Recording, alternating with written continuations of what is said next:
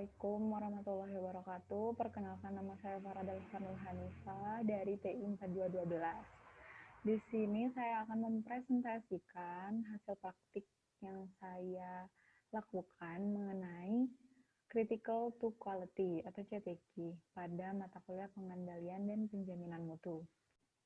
Memasuki materi yang pertama, yaitu deskripsi produk. Produk yang saya pilih ini adalah botol minum reusable. Nah, botol minum yang saya pilih ini banyak digemari oleh masyarakat. Merek dari botol minuman ini adalah Tupperware. Spesifikasi dari botol minum ini yaitu produk yang cukup kuat karena menggunakan bahan plastik yang keras, tebal, dan ringan. Tutup botolnya pun memiliki tutup pulir yang anti tumpah sehingga aman untuk dibawa di dalam tas kemanapun saat beraktivitas. Botol Tupperware ini juga tahan terhadap berbagai suhu, mulai dari minuman yang bersuhu rendah sampai minuman yang bersuhu tinggi. Informasi lain mengenai produk yaitu bentuk yang unik dengan perpaduan warna yang pas yang membuat botol minuman ini digemari oleh masyarakat. Selanjutnya di sini saya menampilkan katalog dari produk botol minum Tupperware tahun 2020 dan beserta brosur yang baru-baru ini dikeluarkan September 2020. Voice of Customer.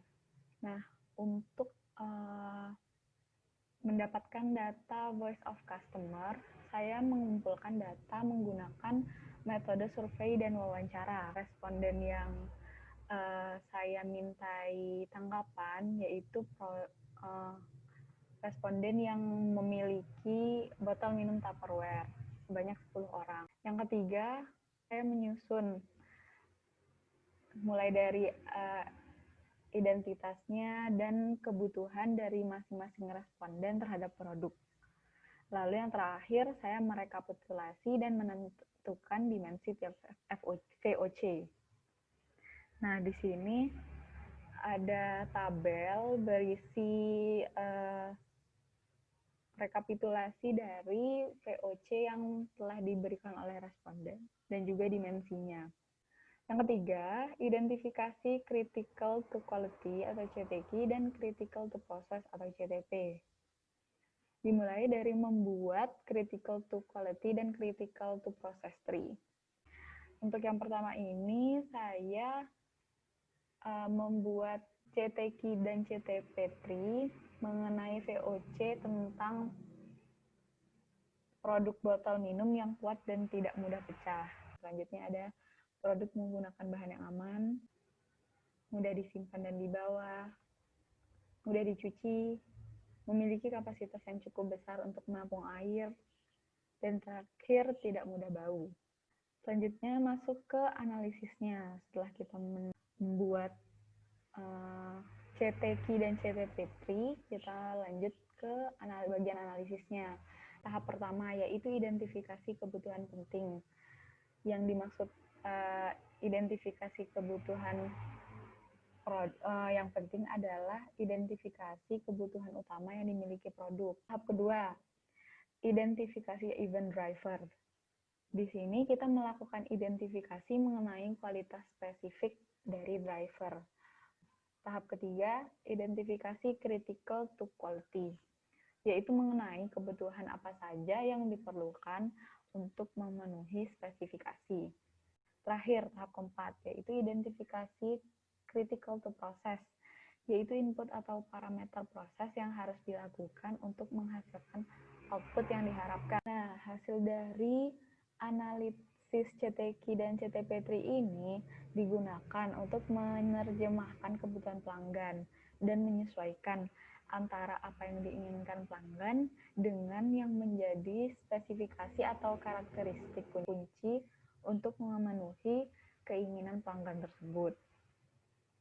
Terus yang kedua, hasil dari analisis CTQ dan CTP3 produk botol minum Tupperware ini. Kebanyakan responden memberi tanggapan mengenai kebutuhan apa saja yang diperlukan untuk memenuhi spesifikasi kualitas produk. Nah, kategori yang menurut saya uh, akan saya kendalikan setelah uh, menganalisis VOC dari responden, yaitu jenis material yang digunakan, material bebas kandungan BPA apa enggak, tingkat kontaminasi terhadap bahan lain, dimensi produk, dan lain-lainnya.